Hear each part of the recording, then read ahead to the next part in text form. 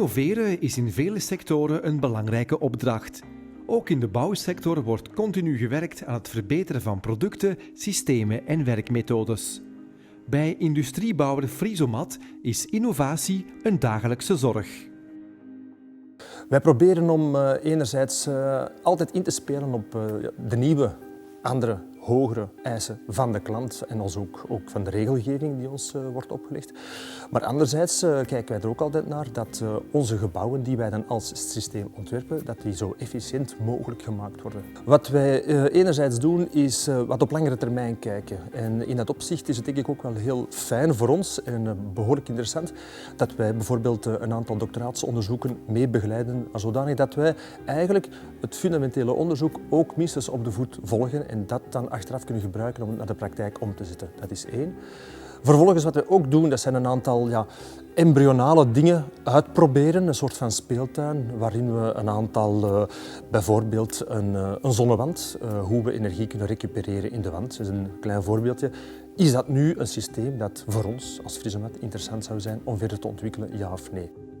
In Weinigem heeft het bouwbedrijf ook een eigen testlab staan. Daar worden nieuwe ideeën voor de constructies uitgebreid getest onder diverse omstandigheden. Doorstaat de innovatie de test, dan kan ze in de praktijk worden gebracht.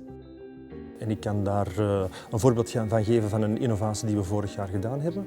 Daar zijn we gaan kijken naar onze huidige vakwerkstructuren en hebben die onder de loep genomen en gekeken van kijk, hoe kunnen we die nu met dezelfde basisproducten verbeteren. En die verbetering heeft ertoe geleid dat we eenzelfde type van vakwerk hebben gehandhaafd, maar met minder elementen en dus ook met minder bouten, met minder verbindingen, zodanig dat we zowel minder materiaal nodig hadden, minder elementen betekent ook minder handelingen, ook minder productie en tot slot minder bouten wil zeggen op de montage een veel efficiëntere en snellere montage.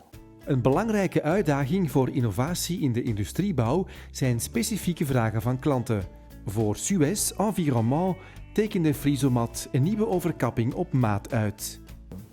Isegem is een van onze belangrijke sites waar we dus onze afval groeperen, sorteren en eigenlijk terug tot grondstof organiseren, zodat we dat verder kunnen verwerken.